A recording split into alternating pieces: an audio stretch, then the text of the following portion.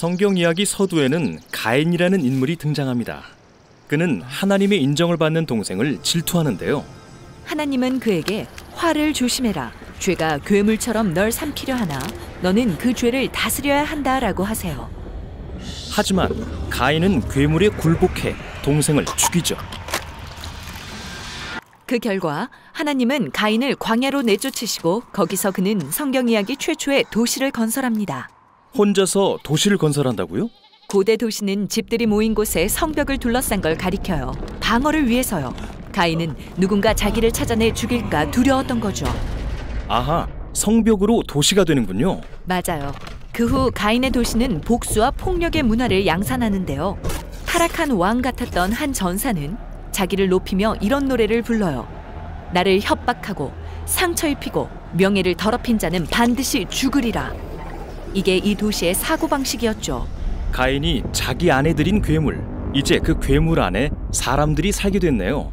도시는 나쁜 거군요. 꼭 그렇지만도 않아요. 가인의 도시에선 음악이 발명되고 금속을 가공하고 가축을 기르기 시작했거든요.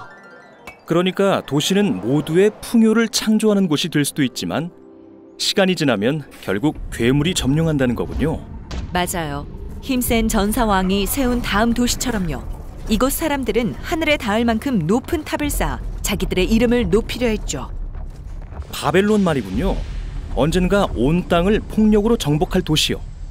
네, 성경에서 바벨론은 인간이 만든 괴물 같고 폭력적인 도시를 상징하는데 이게 비극인 건 원래 하나님이 인간을 두셨던 안전한 동산과 정반대의 모습이기 때문이에요. 고대 도시들은 성벽을 쌓아 안전을 지키고 자원을 쌓아두지만 동산은 하나님이 보호하시고 중앙에서 솟아나는 강물이 온 땅에 좋은 것들을 흘려보내죠. 바벨론은 중앙에 탑을 쌓아 하늘에 닿으려 하지만 동산은 중앙에 생명나무가 있어 하나님의 하늘 보좌와 임재가 땅에 닿고요. 도시의 사고방식은 철저한 자기 보전과 죽음의 협박을 통한 평화이지만 동산의 문화는 관대함을 통한 평화예요. 늘 모두가 쓸 만큼 넉넉하니까요. 동산으로 돌아가야겠어요. 네, 그런 생각이 들 거예요. 하지만 놀랍게도 하나님은 동산을 도시로 가져올 계획을 세우세요. 정말요? 네, 다윗 왕을 보세요. 하나님이 그를 이스라엘의 지도자로 세우셨을 때 그가 정한 수도는 다윗성 혹은 시온산이라고도 불리는 예루살렘이었죠. 맞아요. 그리고 다윗이 하나님의 임재의 궤를 예루살렘에 가져오자 그곳은 하나님의 동산을 구현한 도시가 되어 모두가 풍요와 평화를 누리죠. 한동안은요. 맞아요. 다윗이 가인처럼 되기 전까지요. 그도 내면의 괴물에 굴복해 자기 부하를 죽여 그의 아내를 취하죠.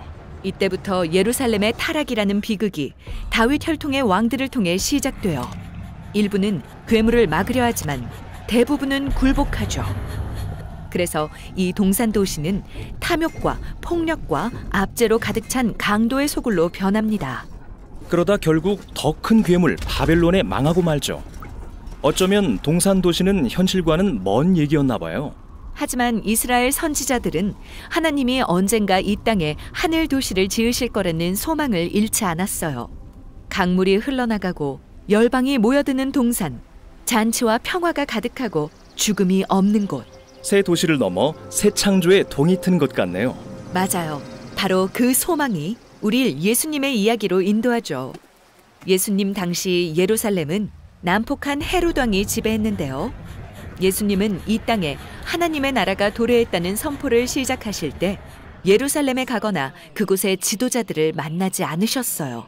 별 볼 일 없는 갈릴리 지역을 다니시며 가난하고 소외된 사람들에게 기쁜 소식을 전하셨죠. 하루는 제자들을 산 위로 데려가 말씀하세요. 너희는 산 위에 세운 도시다. 그 빛을 열방에 비출 것이다. 그리고 하나님 도시의 윤리를 가르치세요. 가인의 도시나 바벨론과는 반대되는 삶의 방식을요. 폭력이나 협박을 통한 생명 보전과 평화가 아닌 관대한 나눔으로 평화를 이루고 원수까지도 사랑하고 용서함으로써 생명을 보전하라고요. 값을 치르더라도 말이죠. 이게 바로 이 땅에 임하는 하늘 도시의 모습입니다. 하지만 선지자들은 예루살렘이 하나님의 새 도시가 될 거라고 기대하지 않았나요? 예수님은 당시의 예루살렘이 너무 부패해서 멸망할 거라고 말씀하셨는데요. 이는 지도자들 사이에 분란을 일으켰어요. 그래서 죽음으로 예수님을 위협해 평화를 이루려 하고요. 그러나 예수님은 신문당하실 때 그들에게 처형당할 걸 아시면서도 자신이 곧 하나님의 하늘 도시에서 왕으로 좌정할 거라고 말씀하시죠. 잠시만요. 적들에게 죽어서는 왕이 될 수 없잖아요. 될 수 있어요. 죽음보다 강하다면요. 사실 가인의 도시의 사고방식을 바꾸는 유일한 방법은 죽음의 공포를 이기는 거예요. 예수님을 죽음에서 살리신 하나님의 영원한 생명의 능력을 믿음으로써요. 이 능력은 오늘도 예수님으로부터 온 세상에 흘러가고 있죠. 그래서 예수님의 초기 제자들은 도시들을 위해 기도하자고 서로 격려했어요. 그들의 진정한 시민권은 다른 곳에 있다는 걸 믿으면서요. 새 예루살렘, 하나님의 도시 말이죠. 맞아요. 그리고 예수님을 따르는 이들이 함께 모여 나눌 때 하늘 도시의 생명과 사랑을 지금 맛볼 수 있어요.